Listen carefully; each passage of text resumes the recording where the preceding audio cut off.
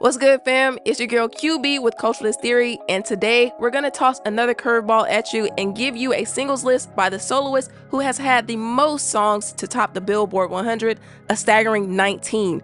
If that wasn't a big enough hint for you, we're talking about none other than Mariah Carey. This diva outright dominated the 90s, and only the Beatles have eclipsed that feat with 20. To keep things simple, whenever we're talking chart placements, that's the one. Those of you who have been rocking with us for a while know we're not up here holding a popularity contest. So don't be surprised if there's one or two here you're less than familiar with, as no songs are barred this time around for this list of 15 MC singles you need to know. Be sure to like, follow, and subscribe so you don't miss a list. And remember, it's okay to let your fingers slide on over to that super thanks button too. With all that out the way, number 15, Don't Forget About Us, Emancipation of Mimi. If you were a super lamb at the time Carey's 10th album arrived in April 2005, no doubt you copped it within the first week of its release, if not the first day.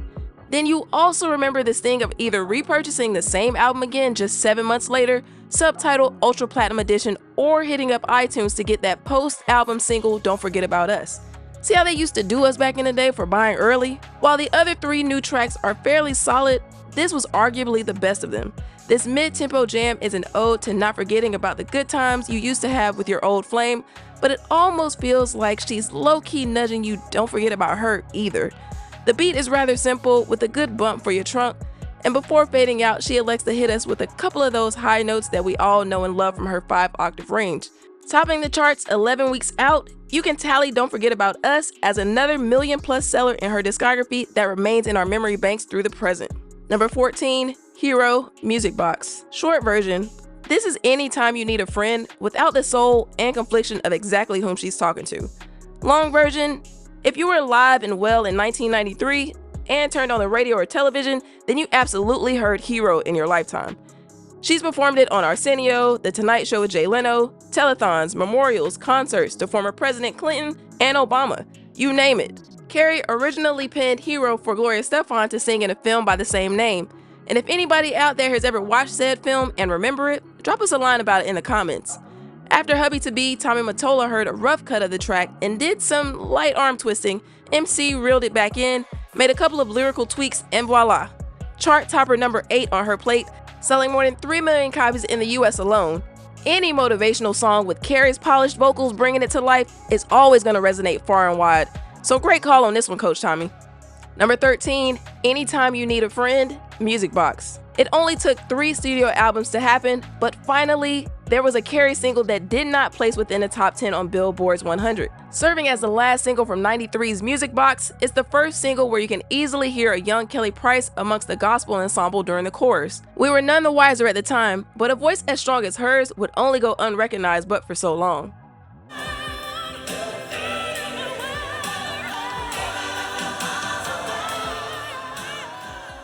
Friend is the only song on the album to maintain the gospel influence from her previous outings, as Tommy and them wanted to cruise in more pop radio-oriented lane.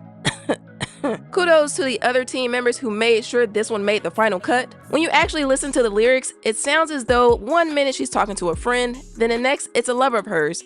Either way, the encouragement comes off as completely genuine. If ever you needed a song to let someone know you're in their corner, Anytime You Need a Friend is as good as any. Especially if you haven't told that someone how you really feel about them. Number 12, I Still Believe, number 1s. Time and time again, an obscure artist makes a song that didn't necessarily raise their profile, then somebody more established comes around years later and makes people think they originated the song. Well, I Still Believe lines up perfectly with that equation. I'm sure we can turn that into a whole list too. So if you'd like us to make that a reality, you know where to state your claim. Who knows if we'd even be in front of you talking about Mariah if she wasn't a backup singer for Brenda K. Starr, who then put her demo tape into the hands of Tommy Mottola, who then worked out her first record deal, and then, well, y'all know the rest. So yeah, turns out this song was Starr's biggest hit from her self-titled sophomore effort in 1987, peaking at 13 on the charts. But the way her student covered and dolled it up with some more emotion, I Still Believe ran up to number 5 on the same Billboard 100 list circa 1999. When you really think about it, the sentiments here are right down the alley of the aforementioned Don't Forget About Us, but that's beside the point. The so-called The Misery remix for this song is more up-tempo and adds former collaborators Da Brat and Crazy Bone, which we enjoy just as much despite how different they are. Do what you will with the rest of the other mixes though. Number 11, Against All Odds, Take a Look at Me Now, Rainbow. Carey's cover game has always been strong, hence the reason we've got another one lined up right here for you. We have Mr. Take Me Home Phil Collins to thank for this one. Continuing with emotional ballads, we think this is even Steven as to which version is best. Both singers belt out strong vocals throughout that'll definitely leaving you feeling some kind of way. Another song for a movie soundtrack of the same name that almost never was.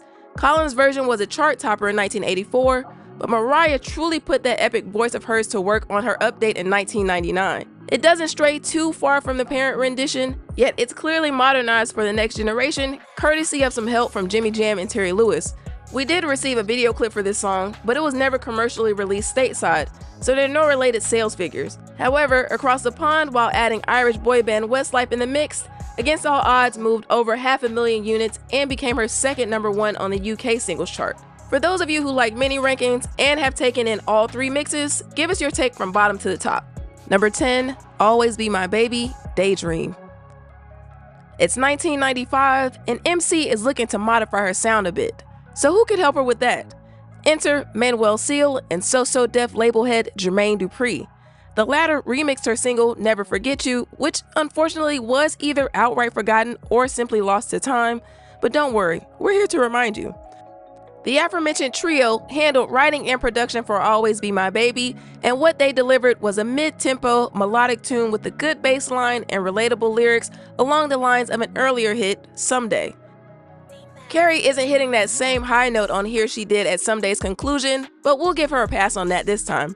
All her lambs across the globe did too, as this baby grew up to go 5 times platinum in the States and moved 600,000 units in the UK, which gives her platinum status across the pond. Even better though is the Mr. Dupree remix that jacks the SOS Band's 1983 hit Tell Me If You Still Care beat, adds Escape on backing vocals, plus a few bars from another soon-to-be bestie, Shantae Harris, better known to the world as... But before we get too far away from the music, let's move on to number 9, shall we? Number 9, My Endless Love, single, Luther Vandross album's Songs. Got another entry into the series Who Did It Better? This time, it's a cover of Lionel Richie and Diana Ross's Endless Love, circa 1981. An oh-so-mushy ballad that tells you off top what it's about. Frequent production partner Waldner Afanasieff, and please don't crucify us if we pronounce that wrong, is behind the 1993 rendition starring Mariah and the one and only Luther. Being that Miss Carey had already proven herself a consistent hitmaker with spectacular vocal ability, this pairing couldn't have seemed any more right at the time. It certainly was a big plus that Vandross was on a Columbia sister label, because Mottola was very particular with Carey and her career. Ooh-wee. Y'all see how worked up she's got Mr. Vandross, just glistening with sweat in her presence? We totally get it, because that, along with the overall sentiment of the song itself, and you can't help but to get some kind of special feelings up inside you. Placed on his 1994 cover album simply titled Songs, this song peaked at number 2 on the charts and was a 1995 Grammy nominee for Best Pop Collab with Vocals. Mostly anything with Luther on it was guaranteed to be classic, so it should be no surprise Endless Love takes up a spot on our list here today. Number 8, My Saving Grace, Charm Bracelet. We were really a bit worried that we wouldn't be able to include this one in our ranking until we discovered that My Saving Grace was indeed issued as a promotional single. That means no sales numbers to speak of here, which in all honesty makes no difference at all, because this is Mariah doing what Mariah does best.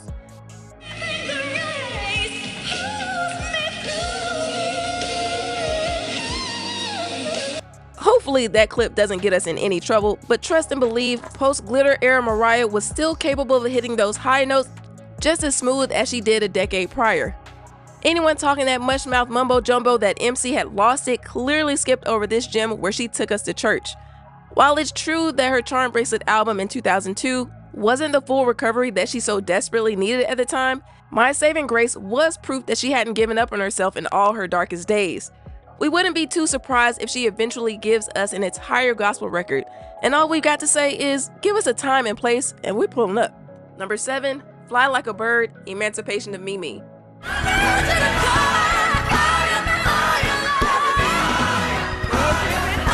you see why we pull up on that gospel album.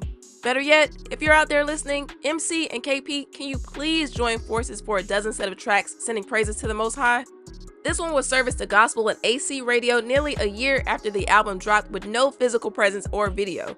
Apparently, a video was conceptualized and things were aligned to make one happen, but for reasons unknown to the masses, it just never came to fruition.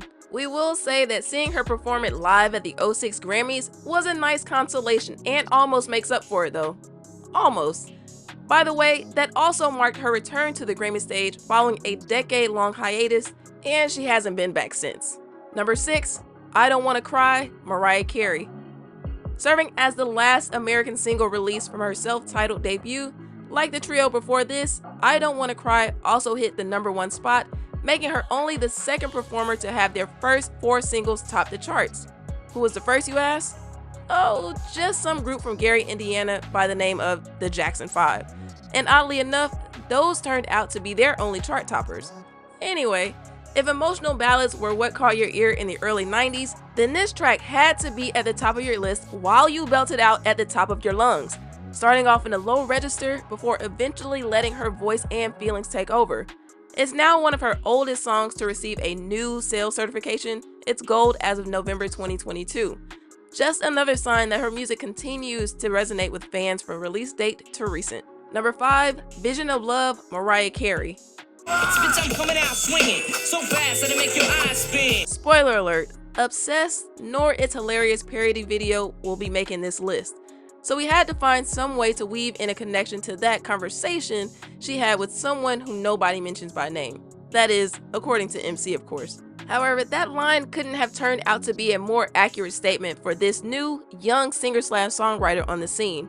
Mariah Carey's debut single, Vision of Love, was the genesis of her 19 chart-topping singles, reaching the peak only 9 weeks after entering at number 73.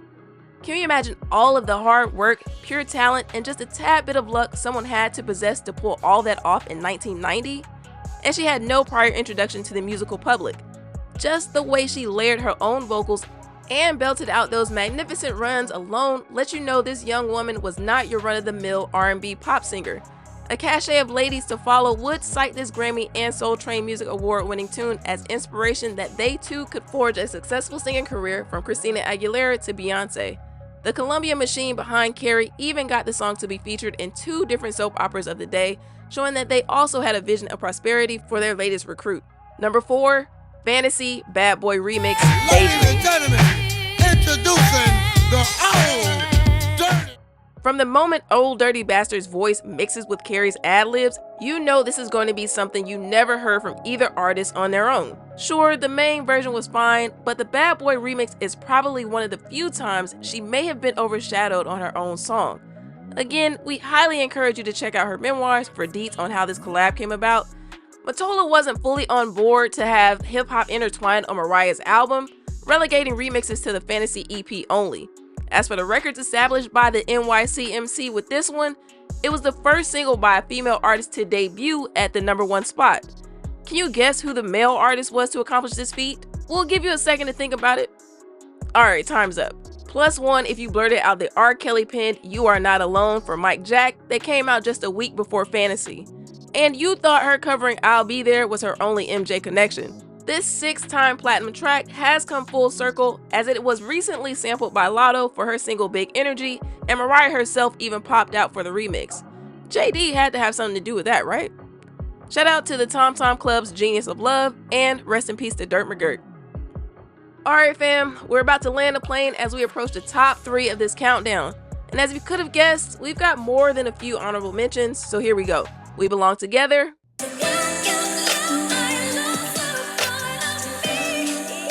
Someday,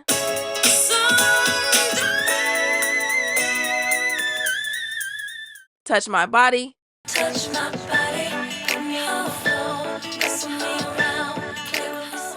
The Roof, Back in Time, I got you stuck off the realness, fearless, pouring down on your buildings. The rain about to fall. Thank God I Found You, Make It Last Forever remix, I'm so glad you're mine. Ooh. All I Want for Christmas. And now, let's get ready to close out this list. Number 3, Butterfly, Butterfly. Believe it or not, the title track to Carey's 6th studio offering did not start out the way it ended. All the true lambs out there know that there was even more to the Fly Away Butterfly Reprise track on the album. Yep, the full version of Fly Away, found as the B-side to Butterfly, was the original home for these lyrics, which, as we recall, was a house record much faster than the retweaked ballad. Thank longtime partner Walter A for that. Yeah, you're not gonna get us twice on that name, not today. Lyrically and visually, the art for this song loosely imitated her life at the time, as she was in the process of breaking away from the clutches of one Tommy Mottola. No, those wild horses running free didn't come across our screens haphazardly or without purpose. As a result, the song didn't get the usual barrage of promotion that she had been accustomed to, failing to get a commercial release and completely missing the Billboard 100. We're pretty sure that if the tyrant wasn't so effectively tyranting, Mariah would be sporting 20 number ones under her Dolce & Gabbana belt right now instead of 19. Number 2, One Sweet Day, Daydream. Bet you were getting worried we forgot about this one. Fret not, culturalists, there's absolutely no way our list could omit this worldwide smash. How do you top the influence of Hero or a dream duet with Mr. Vandross, you ask? Look no further than collaborating with the quartet of Philly guys who were equally as large in the R&B world at the time, Boyz II Men. With the ubiquitous Wally A's hands in the production alongside MC herself, the well-received ode to lost loved ones struck the perfect balance between a traditional ballad and a modern love tribute.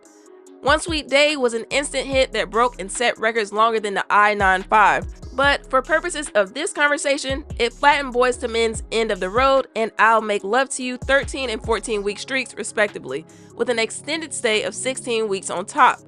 No other song to debut at number 1 has matched that feat, and it took over 2 decades for anyone to tie that consecutive length before finally being broken by, you know what? That's another conversation that we won't be mentioning by name here on CT, but you get the drift. Count yourself beyond fortunate if you ever got to see the song performed live with everyone in tow, especially considering how difficult it was to have them coordinate schedules with any grain of consistency. Miraculously, but then again, not so much, it lost in both Grammy categories it was nominated for in 1996. That more than likely explains why after her performance on that same stage, she swore off the ceremony for the next 10 years. As we prepare for the number 1 song on our list, rather than hitting you with what you already know, let's shake it up with an a cappella version of that song that topped Billboard's Hot 100 Decade End chart.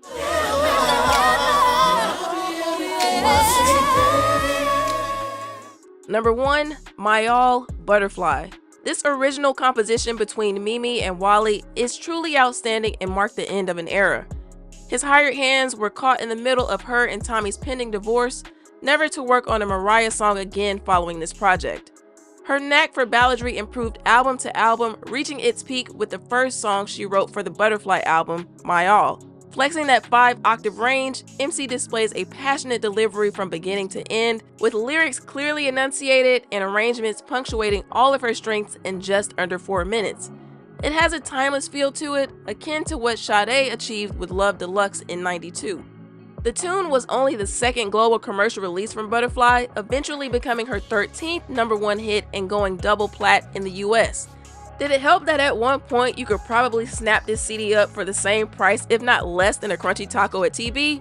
Absolutely, but $2 mil is $2 mil no matter how you get there. We can't express the same admiration for the main remix featuring one-hit wonders Lord Tariq and Peter Guns, or any of the other mixes for that matter. However, we're totally satisfied with how Walter and Mariah's working relationship concluded on such a high note. To paraphrase the album title from Tribe's final offering, we appreciate you. Thank you for your service. We hope you lambs enjoyed the ride. Once again, this is QB with Culturalist Theory, and we want to know, what are your favorite MC records? Drop us a line about it down in the comments, and remember to hit the bell to be notified so you don't miss a list. Become a member of the CT channel and connect with us on Discord. Until then, check out our original rankings of Mariah's entire discography right here.